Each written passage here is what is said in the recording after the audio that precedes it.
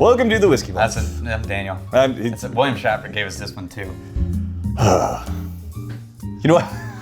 So, was talking to Fancy Dan, and he said, you know what? If we ever need to come up with something post-trash type, you know what it's going to be?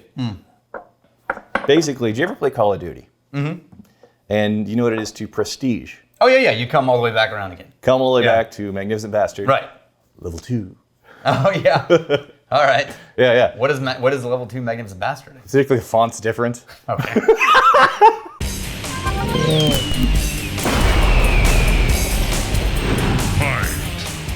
Yeah, sorry. All right. That was good. Is this the one? Well, I don't know. We got to pick a number. right. We'll pick a number. Okay. We'll pick a number. It's fine. William Schappert, thank you. All right. What do you got? Yeah, Looks okay. like a Scotch. All right, Glen, Kirk. I don't know who makes this, but it's connected to the Tom & Tool distillery somehow. Okay. It could be that it's a side brand produced by Tom & Tool, right? But it's 8-year-old Glenkirk Speyside, proofed down to 80. Well, that's a respectable age statement.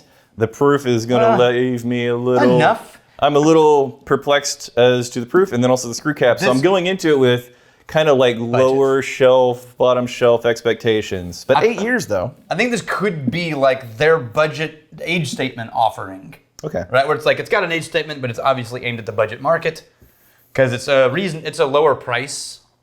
Okay. All right. Honey, There's nothing offensive on the nose. malt, and apple. A little soft. A little bit of grain note forward, but not totally musty. More sweet than musty. Get some red grape skins on that nose. Whoa, oh, if you put your nose to the top, it goes hard candy caramel. Or hard candy butterscotch. No, I'm just living in the red grape skins and maltiness. Oh, that's flat and water. It is. It's watered down. Gosh, you know what? You know what's frustrating? Can hardly taste it. It's very thin. Very thin. But the gleamings of flavor that are there, dark fruits on the finish. Like figs and plums and I dates. didn't get to that. Yeah. Keep running your damn mouth and it'll show up. New tasting technique. Just keep running your damn mouth and it shows up. What's a little frustrating, and I'm one sip in, grain of salt. The flavors that are just a glimmer, those are really nice classic flavors. Yeah, but they're way back there. They're so proofed down and thinned down. It's like viewing the outline of a building through the fog. Yeah. If you switch it around a lot and get aggressive with it, it gets a little more there, but it mostly stays sweet grain malt notes. I find the maltiness, but to me that is much more in the background than those classic dark fruity notes, like the figs and the plums. I am really not getting figs Man, and that's plums. really like 70% of the flavor for me is the figs and the plums and the whatnot. Yeah. And the maltiness is kind of picking up the other bits.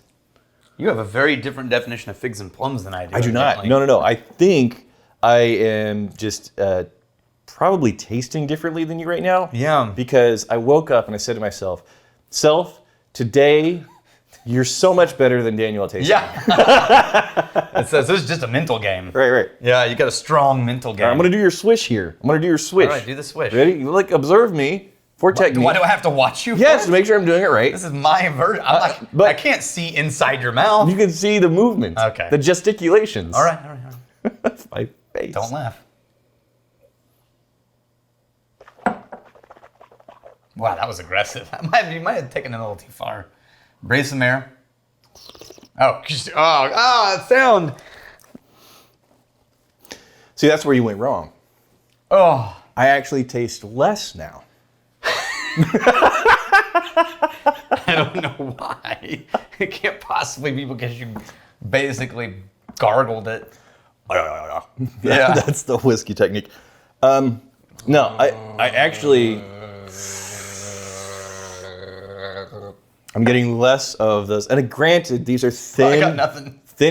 Thin dark fruits. But they're there for me. Yeah. The maltiness is there a little bit. And whenever I go ham into your whiskey obliteration there, the dark fruits are less, but it does leave me with raisins. Yeah, I could... see, I don't have enough of a reference for raisins. I hate raisins. Okay. I could be argued that it was some sort of a lighter dried fruit, like an apricot. But I'm not fond in plum and Yeah, raisin. it's definitely it's there. Read You know how Rule 1 is the best whiskey you like to drink, the way you like to drink it? You're drinking it wrong! Yeah, except in this room. Okay. It's like neutral territory for... So, I think if this was on ice, it would be invisible. Oh, yeah. If this was in a cocktail, you got to go pretty deep into that whiskey pour with the other cocktail-y things for it to show up as a whiskey. But, again, context. What's the range on this? $30. See, if I'm spending 30... Yeah, again, everybody's budget's going to be their own situation. But if I'm spending 30, then it's like, I spend a bit more. Even a good blend, I would pick over that. Dreaming Wolf 8382. It would be hilarious if Daniel accidentally tripped into a correct pronunciation of something by his deliberate attempts at going off. Yeah, I think I've done it a couple of times. Like Lagavulin 16. Yeah, Lagavulin. Now, Dreaming Wolf was my nickname in high school. What did you say mine was? What was it? It was, it had something to... Windbreaker. How dare you?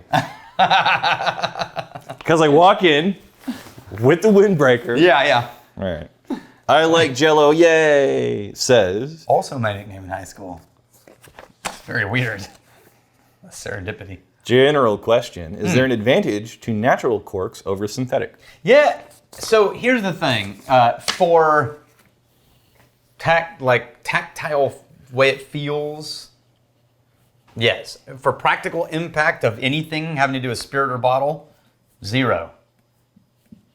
With whiskey. Here's the thing, like the cork farmers, it's a proud and historied profession. I get it. But at the same time, the possibility for something to go wrong with the cork, it's slightly, well, hold on a second, within the grand scheme of whiskey. It's not like, 1 out of 10 corks are going bad. It's like 1 out of 100. I don't know what it is, but I do know that they have to test every batch when it comes in. I'm going on feeling, though. Oh, okay, sure. This is Feels like 1 in 100. This is what makes the internet a Everyone valued, gets sued by the cork industry. a valued place of information is people talking about their feelings as truth in reality. But it's very, very rare that I ever have an issue with the real cork. Yeah. But whenever it happens, and with a whiskey, if it stays in contact with the cork, you have the chance of it eating the cork. And if you don't keep it damp enough, you have the chance of the cork drying out. And so there's all these, whereas like a fake cork or a screw top, it's just set it and forget it. Preference in order for me, synthetic cork, just because you still get the boom. Yep. And the chances of it going bad are negligible. Then real cork, then screw top. Me too. Yeah. And then if I want to get really kind of freaked out and nervous, like the whole decanter style thing where you just put this perfectly cut glass that's supposed to rest there and supposedly be airtight. And you hope for the best. Come on, all right. That's it. I think this lived up exactly to the expectations I had to go in. Me too. Here's defying, stealing, and drinking. If you fight me, fight for a friend. You steal, may you steal your liver's heart. And if you drink, may you drink with us.